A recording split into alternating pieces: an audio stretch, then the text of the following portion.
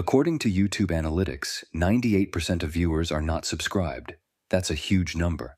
By subscribing the channel that is completely free, Command Override, Emergency Extraction, Krell Ravine, Authorization Code, Crimson 9.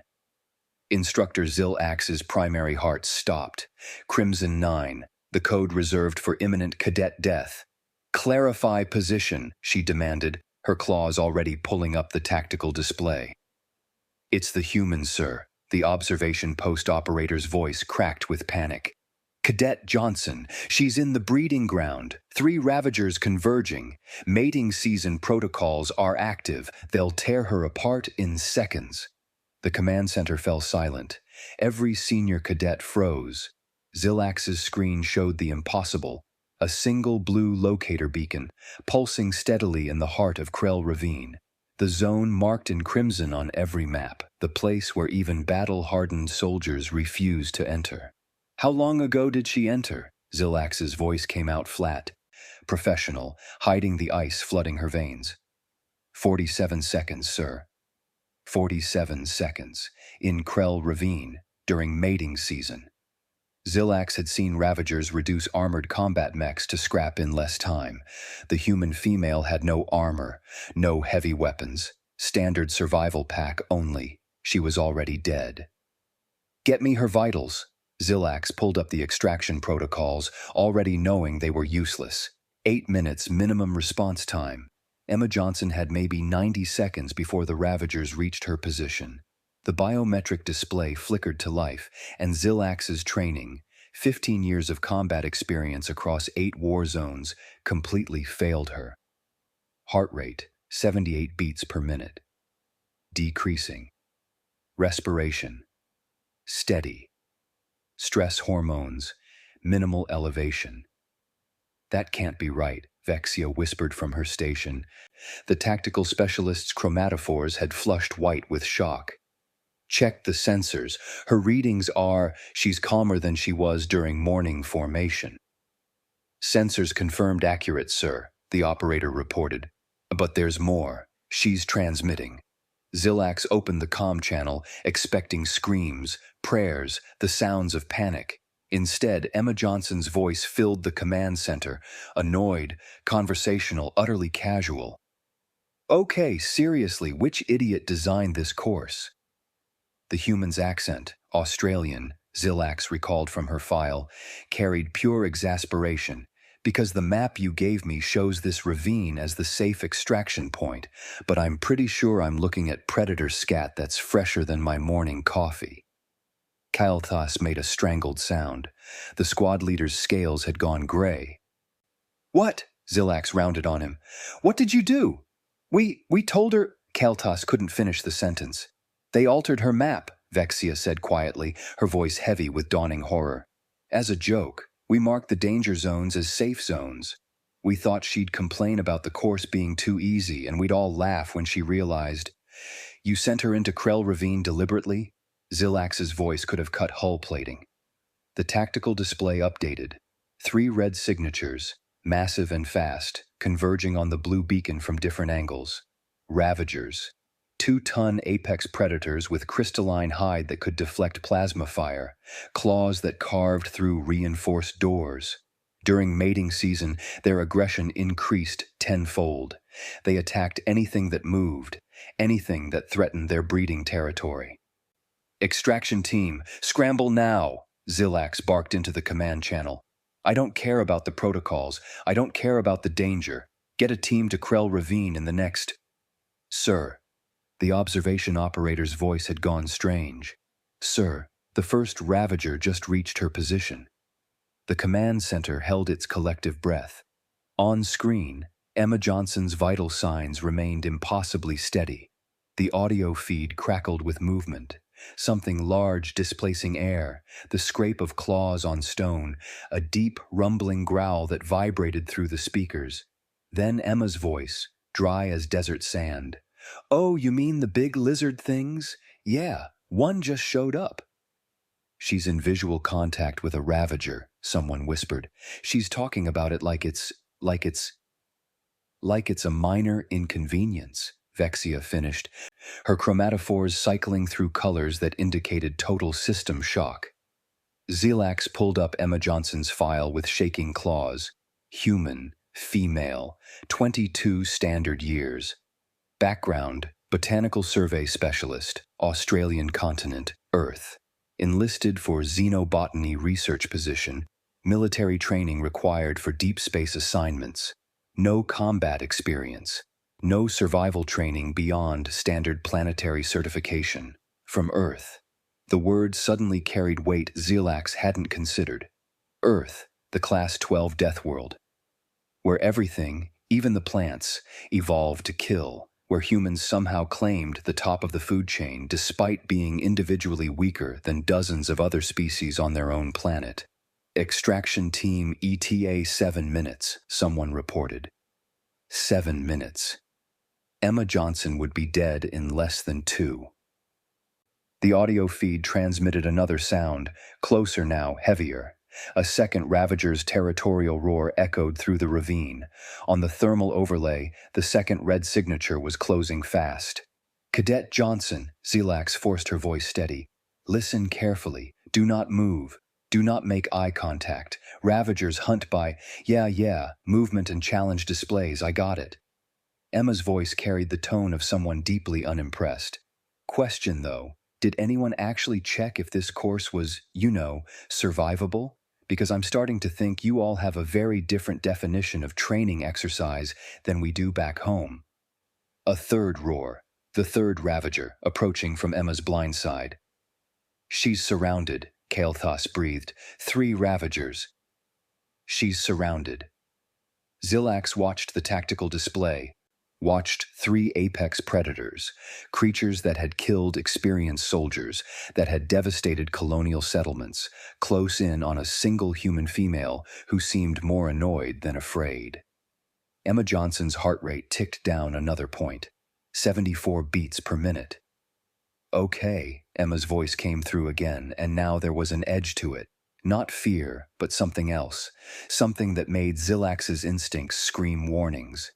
This one's definitely being aggressive. Hang on! The audio feed exploded with sound, movement, impact, a Ravager's roar cutting off mid-cry, then silence.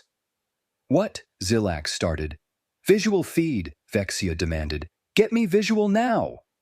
Drones are repositioning, 30 seconds to visual confirmation. Emma Johnson's vital signs remained steady.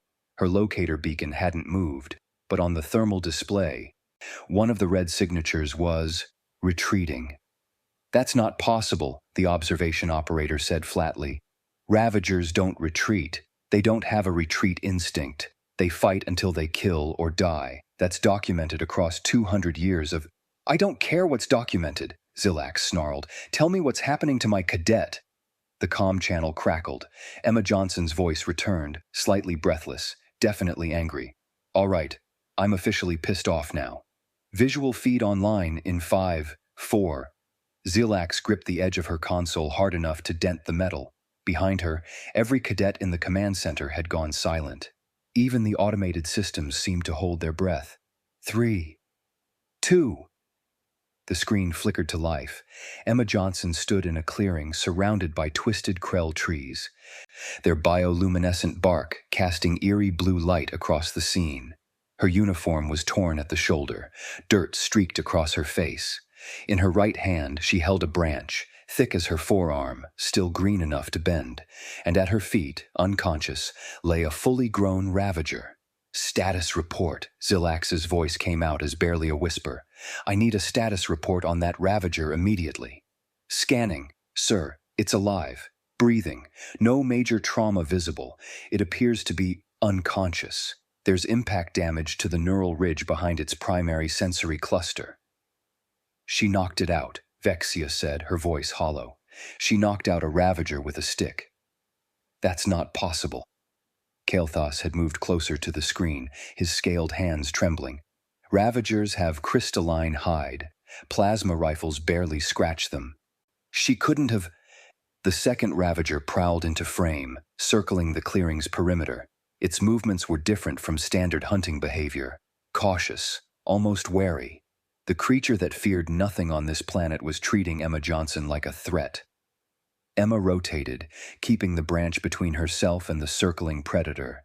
Her stance, Zillax had seen that stance before, in combat footage of Earth martial practitioners. Low center of gravity, weight balanced, ready to move in any direction. Cadet Johnson, Zillax said into the comm, fighting to keep her voice level. The extraction team is en route. Just stay calm and... Stay calm, Emma's laugh cracked through the speaker. Oh, I'm calm. I'm way past calm. I'm in that special place where I'm so calm I'm thinking about which parts of the disciplinary report I'm filing when I get back. The second Ravager snarled, lowering its massive head. Because here's what I'm thinking, Emma continued, her eyes never leaving the predator. I'm thinking that someone gave me bad information on purpose. I'm thinking someone thought it would be funny to watch the human get scared. And I'm thinking, the Ravager charged. Emma moved. Zillax had seen fast reflexes before. She'd trained with the Kelvorian shock troops, fought alongside the Praxis combat units. This wasn't that. Emma Johnson moved like gravity didn't apply to her the same way, like she'd calculated the attack vector before the Ravager had even committed. She sidestepped, pivoted, and brought the branch down precisely on the creature's spine ridge, the one spot where nerve clusters ran close to the surface, the vulnerable point that took xenobiology specialists years to learn. The Ravager collapsed, legs spasming, temporarily paralyzed. Holy... Someone breathed behind Zillax. Extraction team, the comm officer interrupted, requesting permission to abort mission. They've reached the ravine perimeter, but with 3 Ravagers active and mating season protocols. Team leader says it's a suicide run, sir. Zillax stared at the screen. Emma Johnson stood over 2 unconscious apex predators, breathing hard, absolutely furious. The third Ravager's thermal signature was still approaching, but slower now, more cautiously. Sir, the comm officer pressed. Permission to abort. How long to extract if we proceed? From the ravine floor. Minimum 4 minutes to reach her position, 4 minutes back. 8 minutes total exposure to... We're not risking 8 soldiers for 1 cadet, Commander Jitaro's voice cut in from the senior command channel. Especially not during mating season. Stand down the extraction team. Sir, she's still alive. For now. Instructor Zillax, this is a command decision. We do not sacrifice operational units for... She's a cadet under my supervision, Zillax snarled. She's also in that ravine because she violated safety protocols, Jitaro replied coldly. No unauthorized personnel in Krell Ravine. Those are the rules she broke. Kael'thas stepped forward, his scales flushed dark with shame. Sir, Commander, she didn't violate protocols. We altered her map. We told her the ravine was the safe extraction point. We gave her false information about every danger zone on this course. The silence that followed could have suffocated stars. You did what? Jitaro's voice dropped to lethal quiet. It was a prank, sir. We thought... The human was so confident. And she kept talking about how Earth training was harder, and we wanted to... Kael'thas's voice failed. You hazed her. Zillax turned slowly to face the senior cadet. You deliberately sent her into the most dangerous location on this planet as a joke. We didn't think she'd actually go in. We thought she'd see the Ravager marks and realize, and then we'd all laugh about how she fell for it. She's from a Class 12 Deathworld, Vexia interrupted, her chromatophores flashing distress patterns. We sent someone from a Class 12 Deathworld into what we thought was danger, but what if this isn't danger to her? On screen, Emma had moved to higher ground, placing her back against a boulder outcropping. The third Ravager emerged from the tree line, and Emma's grip tightened on her branch. Okay, who designed this course?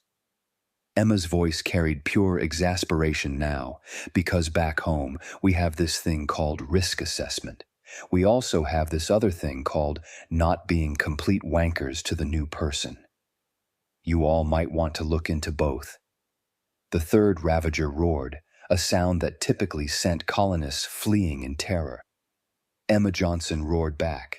It wasn't a scream, it wasn't panic, it was a challenge, deep, primal, the sound of something that refused to be prey.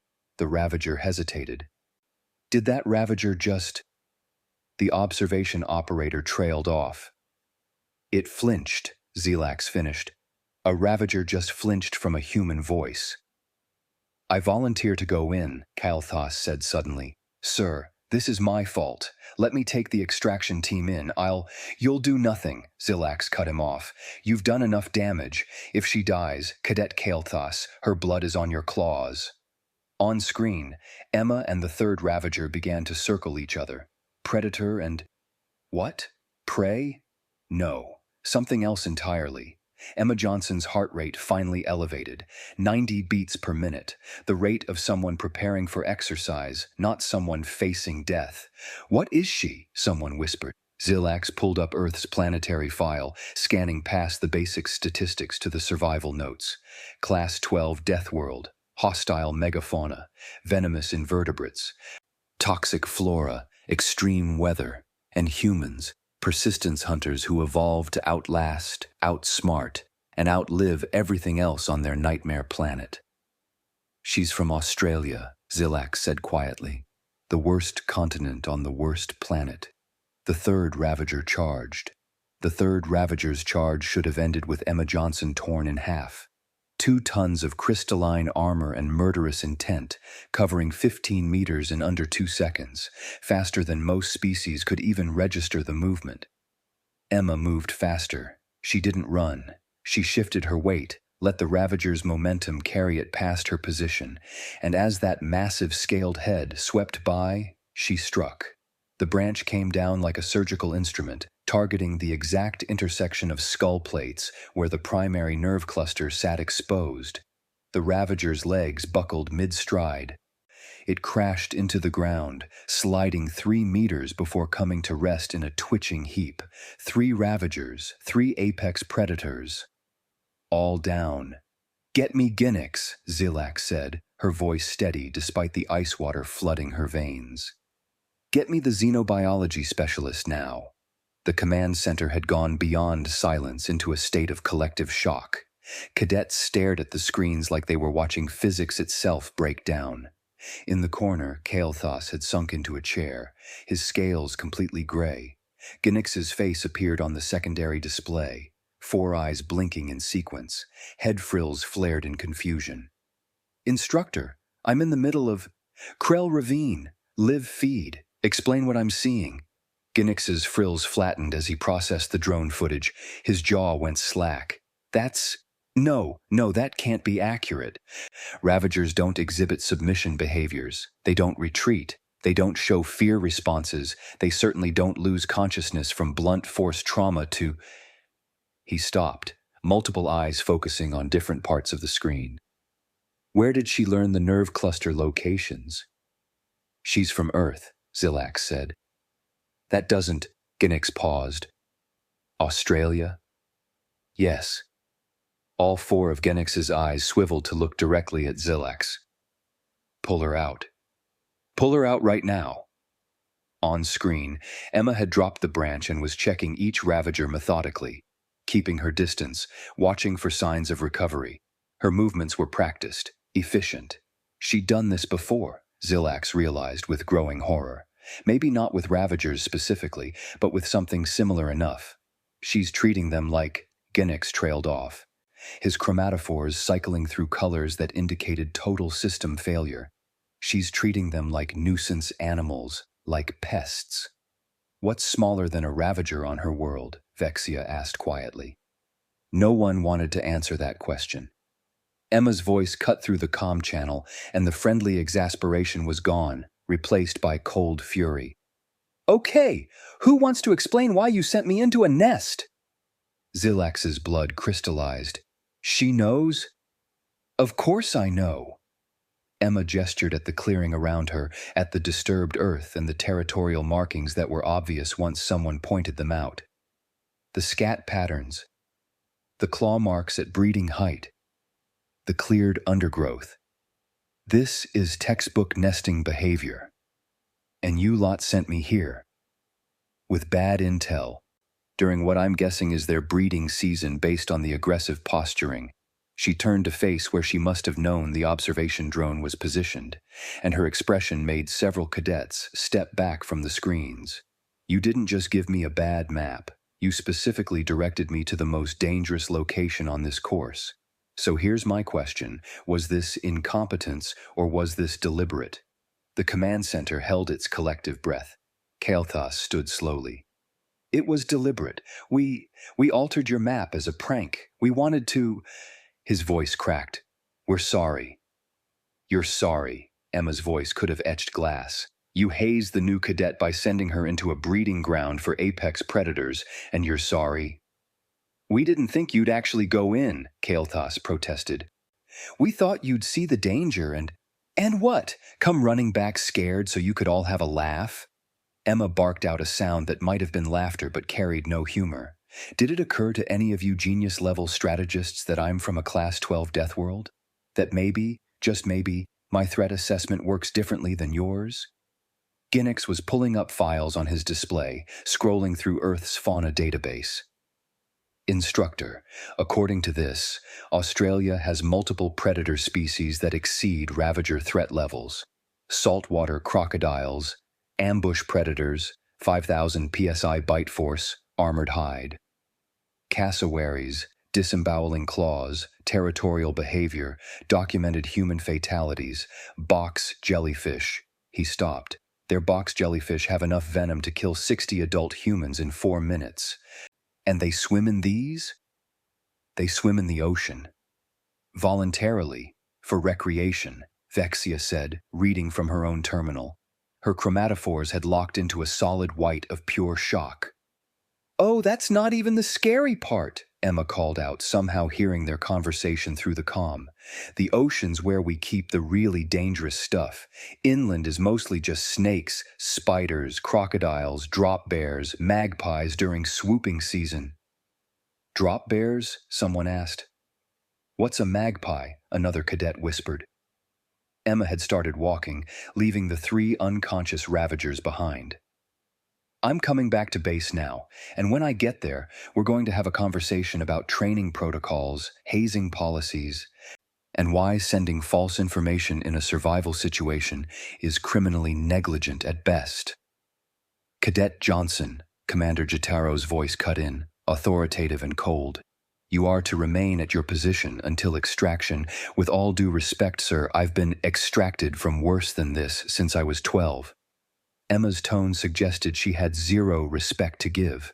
I'll be at the south perimeter in 20 minutes. Have medical standing by for those Ravagers. They'll wake up with headaches, but they'll be fine. You can't navigate Krell Ravine alone. Already am. Following the water sounds downhill. Standard bush navigation. Unless that's wrong too? Zilax checked the topographical map. The stream running through the ravine did lead directly to the south perimeter. Standard navigation for Earth wilderness, apparently. That's correct, Cadet. Fantastic. At least one thing you told me was accurate. Emma's footsteps crunched through undergrowth, her breathing steady despite the climb. By the way, these trees, the blue glowy ones, they're bioluminescent, which means they're probably showing symbiotic relationships with local insect life. I'll want samples for my botany research, so someone should let the lab know I'm bringing back specimens. She was filing botanical research requests after defeating 3 Ravagers while hiking out of the deadliest location on the planet. Ginix stared at his displays, all 4 eyes wide. We mocked someone from the worst continent on the worst planet and sent her into danger as entertainment. Yes, Zilax said quietly. We're lucky she's coming back, Vexia added. She could just keep walking. On screen, Emma Johnson hiked through Krell Ravine like it was a particularly annoying commute, occasionally stopping to examine interesting plant specimens. Behind her, 3 apex predators remained unconscious in their own breeding ground. Emma Johnson emerged from Krell Ravine 18 minutes later, dirt-streaked and carrying a sample bag full of bioluminescent plant cuttings. The entire command staff had assembled at the south perimeter, along with medical teams, security personnel, and what looked like half the cadet corps. She barely glanced at them. "Right, so here's what happened," Emma said, walking past the stunned crowd toward the equipment lockers.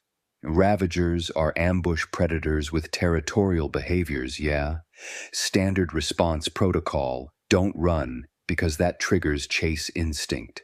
Don't show fear, because that registers as prey behavior.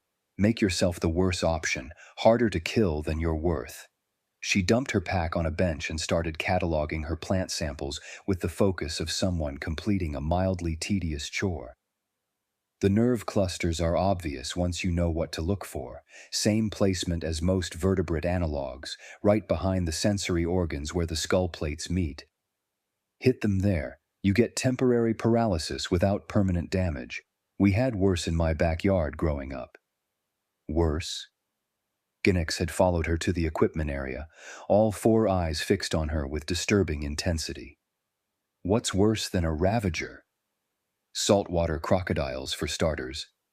Emma didn't look up from her samples.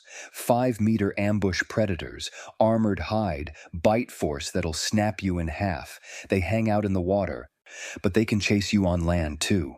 Then there's funnel web spiders, venom that'll drop you in 15 minutes if you don't get anti-venom. Box jellyfish in the ocean, inland taipans in the bush, cassowaries if you're unlucky enough to run into one during breeding season. She finally looked up at the assembled crowd of horrified faces. "Oh, and drop bears. Can't forget the drop bears." "Your planet is a nightmare," someone whispered. "Yeah, but it's home." Emma shrugged. "Point is, if you grow up learning to check your shoes for spiders and your toilet for snakes, a few big lizards aren't that scary. They're just animals. Respect them. Understand their behavior. Don't be prey." Kael'thas stepped forward, his scales still gray with shame. "Cadet Johnson, I want to formally apologize for—" "Save it." Emma's voice went cold again. "You didn't just prank me. You sent me into a potentially lethal situation with false information. What if I hadn't been from Earth? What if I'd been from a Class 6 world or a peaceful colony planet? I'd be dead. Your joke would have killed someone." "We didn't think—" "No, you didn't think. That's the problem." Emma crossed her arms. "Back home, we have a saying. Mate, don't be a dickhead." "You lot failed that pretty spectacularly." Zilax stepped between them. "Cadet Johnson, what would you recommend as corrective action?" Emma considered this, her anger cooling into something more calculating. They complete the actual survival course. No altered maps, no false intel. But this time, I supervise. They get to learn what real threat assessment looks like. "That's," Kael'thas started. "That's fair," Zilax cut him off. "Cadet Johnson's recommendation has merit. Kael'thas, Vexia, and anyone else involved in this incident will repeat the survival course under Cadet Johnson's supervision. Additionally, you'll all be writing formal reports on proper cadet conduct and safety protocols." Commander Jotaro approached, his expression unreadable. "Cadet Johnson, we're conducting a full review of this incident. However, I'd like to discuss your techniques. Your approach to the Ravagers was unprecedented." "It's not complicated, sir." Emma returned to her plant samples. "Respect the animal, understand its behavior patterns, don't position yourself as prey. Basic wilderness survival." "We'd like you to provide consultation on our survival training protocols," Jotaro continued. "Your Deathworld experience could prove invaluable for—" "Can I finish basic training first?" Emma interrupted. "I've got a botany degree, not a combat specialty. I'm here to study xenoflora, not wrestle predators. That just sort of happened." Ginix made a strangled sound. "That just happened. She defeated 3 Ravagers, and it just happened." "Well, yeah, they were in my way." Emma sealed her sample container. Look, I'm not trying to be difficult, but I've been up since 0500. I hiked 8 kilometers with bad intel, fought off 3 territorial predators, and I still need to write up my botanical findings before the cellular structures degrade. Can we do the formal review tomorrow? The assembled command staff exchanged glances. Medical needs to check you over first, Zilak said. Protocol. Emma sighed but headed toward the medical tent. As she walked past Kael'thas, she paused. One more thing. You ever pull something like this again, with me or anyone else, and I won't be filing reports. I'll be filing charges. Understood? Understood, Kael'thas said quietly. 2 hours later, the medical report came back. Minor lacerations, some bruising, slight dehydration. Nothing serious. The Ravagers, monitored by remote drone, had all regained consciousness and showed no signs of permanent injury. Kael'thas, Vexia, and 3 other senior cadets received formal reprimands in their permanent records. Emma Johnson received a commendation for unprecedented survival capability and exceptional threat management under extreme circumstances. When Zilax presented the commendation, Emma actually laughed. I literally just didn't panic and hit them with a stick. That's not exceptional, that's just Tuesday. On Earth, perhaps. Zilax studied the human female with new understanding. Here, it's legendary. Emma rolled her eyes. Great, just what I need, a reputation. Can I go work on my plant samples now? One question first, Ginix interrupted, appearing with multiple data pads. The nerve cluster strikes. How did you know the exact locations? Same place as most predators? Emma said it like a question, like she wasn't sure why this needed explanation. Base of the skull, behind the sensory organs, its basic anatomy. But you'd never seen a Ravager before today. No, but I've seen crocodiles, monitor lizards, snakes, the body plan's similar. Predator vertebrates tend to follow certain patterns. Emma shrugged.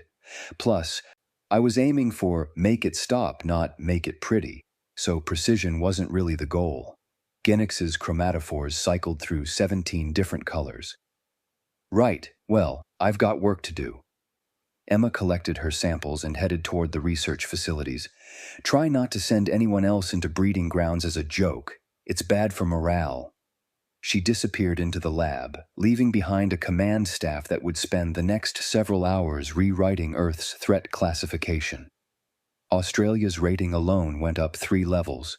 The emergency protocol revision hit the command network 48 hours after what was now being called the Krell Ravine incident. Zilax read through the updates with a growing sense that the entire galaxy had shifted slightly off its axis. Priority. Alert. Human cadet protocols. Immediate implementation. Effective immediately, all training courses involving human cadets from Earth require mandatory risk reassessment. Previous threat classifications inadequate. Earth upgraded from Class 12 to Class 15 Deathworld.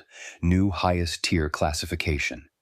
Special notation. Personnel from Australian continent to be treated as extreme survival specialists. Do not underestimate capability based on apparent physical limitations or casual demeanor. The memo continued for 3 pages, covering everything from revised safety protocols to mandatory briefings for all non-human cadets about Earth fauna. Zilax had personally contributed to the section about not assuming human fear. Responses correlate with actual danger levels. By the end of the week, the Galactic Survival Council had requested Emma's formal testimony. 4 military branches wanted to hire human consultants. The Tourism Board issued updated Earth warnings that made the planet sound like a cosmic horror show, and the Human Embassy reported a 340% increase in recruitment applications from Earth military veterans who thought the galaxy sounded relaxing compared to home. Emma Johnson, for her part, seemed utterly bemused by the entire situation. Right, let's get started, she said, standing at the front of Lecture Hall 3 with the confidence of someone who'd recently defeated 3 apex predators before breakfast. Welcome to Deathworld Survival Fundamentals, or as I'm calling it, How Not to Die on Moderately Dangerous Planets. The lecture hall was packed. Every senior cadet had been required to attend, including Kael'thas and Vexia, who sat in the front row looking appropriately miserable. Emma pulled up a holographic display. So, Rule 1, if someone tells you information about a dangerous area, verify it yourself. Don't just trust that your mates aren't being dickheads. She looked directly at Kael'thas. He somehow managed to turn even grayer. Rule 2, understand predator behavior. Most predators don't want to fight if they don't have to. You're just another potential injury to them. Make yourself cost more than you're worth. She clicked to the next slide, which showed various earth animals. Several cadets made distressed sounds. Rule 3. Fear responses are useful, but panic is lethal. Your body gives you adrenaline for a reason. Use it to think faster, not to stop thinking entirely. The lecture continued for 90 minutes. Emma covered threat assessment, resource management, environmental awareness, and what she called the universal truth that most things in nature really just want you to leave them alone. When she finished, half the cadets looked traumatized. The other half looked like they'd found religion. Questions? Emma asked. Dead silence. Right. Well, homework is to write a 2-page analysis of the predator species on your homeworld and how their behavior patterns compare to what we discussed. Due next week. As the cadets filed out, Zilax approached. That was comprehensive. Thanks. Emma packed up her data pad. Honestly, it's just stuff my dad taught me when I was 8. Don't be stupid in the bush, basically. Your father taught you apex predator management at 8 years old? Well, yeah. That's when I was old enough to go hiking alone. Emma said this like it was perfectly reasonable. Oh, speaking of family. She pulled out her personal comm and connected a video call. A middle-aged human woman appeared on screen, smiling warmly. Emma, how's training going, love? Yeah, pretty good, Mum. Had to punch some lizards yesterday. That's nice, dear. Sounds like a normal Tuesday. Emma laughed. That's what I said. Anyway, just checking in. The cadets here are a bit soft, but they're learning. That's wonderful. Don't forget to eat properly. None of that reconstituted nonsense. Yes, Mum. Love you. Love you too, darling. Emma disconnected and found Zilax staring at her. What? Your mother was not concerned that you punched lizards? Why would she be? I mean, they were big lizards, but still. Emma shrugged. She'd only worry if I said I forgot to check my boots for spiders or something actually dangerous. Zilax decided she needed a drink, possibly several. She found Genix in the observation lounge, reviewing footage of the Krell Ravine incident for what must have been the 100th time. The xenobiology specialist looked like he hadn't slept in days. We've been training for hostile planets all wrong, Genix said without preamble. Everything we teach is about avoiding danger, minimizing risk, retreating from threats, but humans, they assess, adapt, and engage. They don't see themselves as automatically prey. How does one train for that? Zilax gestured at the screen, where Emma was visible in the corner of the room, casually eating lunch and reading something on her datapad. As if summoned, Emma looked up and waved. She wandered over, still holding a sandwich. Hey, anyone want to see pictures of my dog? I just got new ones from home. He's getting huge. Both aliens exchanged wary glances. You're canine? Zilax asked carefully. Yeah, look, this is Rex. Emma pulled up a photo of a massive furry creature with impressive teeth, caught mid-leap. He almost knocked over the mailman last week. Your pet attacks delivery personnel? Genix's chromatophores went pale. What? No, he just wanted to play. He's a sweetheart, wouldn't hurt a fly. Well, he'd hurt flies and rats, and that one time a snake got in the yard, but he's great with people. How large is this animal? About 45 kilos? He's a rescue. Part wolf, we think, but mostly German shepherd. Emma scrolled through more photos with obvious affection. Best dog ever. Super protective. Great with kids. Domesticated. Predators, Genix said faintly. Well, yeah. Dogs have been domesticated for like 30,000 years. Cats too, though they're less cooperative about it. Emma noticed their expressions.